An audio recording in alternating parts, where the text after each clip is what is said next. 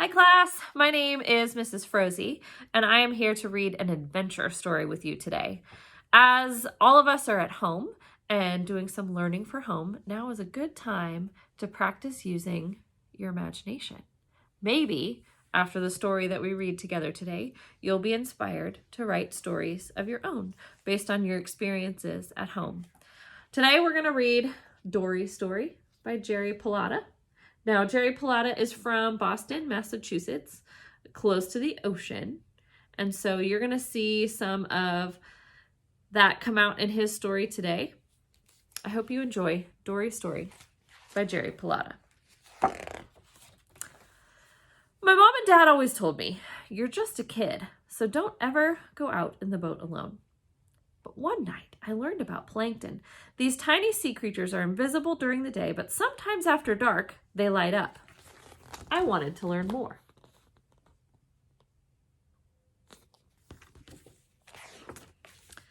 The next morning, the ocean was flat calm. I couldn't resist. I pushed the dory out and decided to row to the big rock in the middle of the bay. Now, the dory is his boat.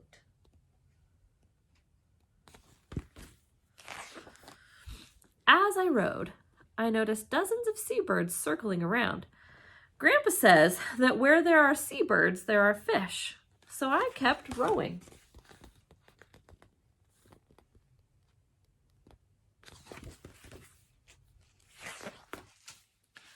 I looked over the side of the boat. I saw hundreds and hundreds of tiny shrimp swimming. I guessed that the little shrimp were eating the plankton.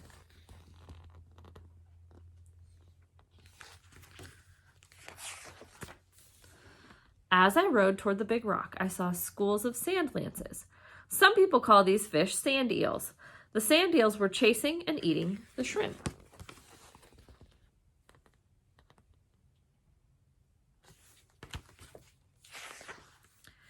I heard something splash, and I looked over the bow of the boat.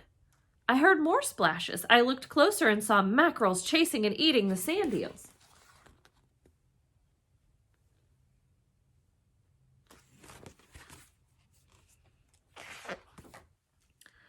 Then I saw them. Bluefish. Yikes! The bluefish were swimming like crazy and eating the mackerels. It was a feeding frenzy. Bluefish have razor-sharp teeth. I learned that the hard way. Last year, I put my fingers into the mouth of a bluefish to pull my hook out. Zap! I had to get 4 stitches.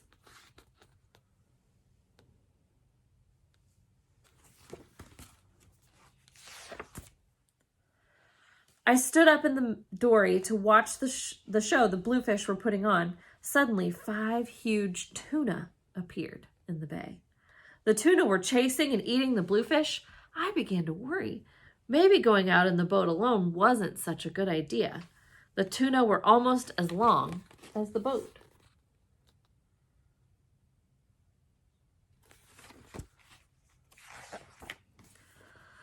I've been scared a few times, but I was terrified when killer whales came into the bay chasing the tuna. I didn't know what to do, but it all started to make sense.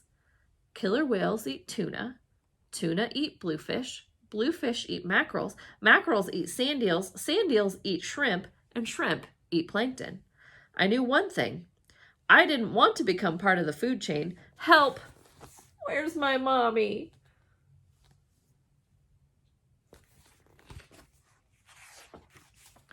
Just as I decided to row back to shore, whammo! A humongous humpback whale breached right in front of me.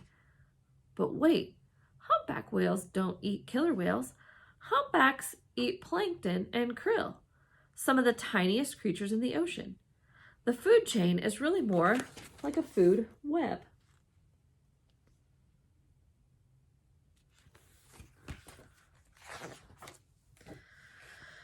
I should have been smart like the seals and stayed near shore. The harbor seals had sensed the danger and pulled themselves out of the water to escape the killer whales.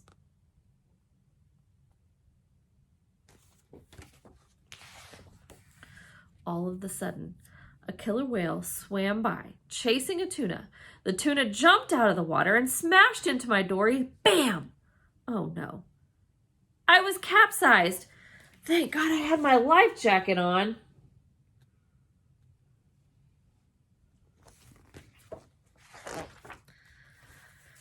I should have stayed with the boat to wait for help, but I was scared and I started swimming. I swam through the shrimp, the eels, the mackerels, the bluefish, the tuna, the killer whales, and the humpback whale. It was cold. I had water in my nose, but I kept swimming toward that rock in the middle of the bay.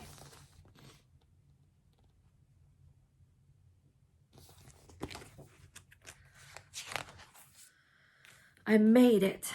I pulled myself up by grabbing onto the seaweed. Just then, I heard my mom's voice. Danny, you tell the best stories when you're in the bathtub. You should write a book. The end. So what are some everyday things that you're doing while you're at home that you could turn into your own adventure story? Thanks for reading Dory Story with me today by Jerry Pilata.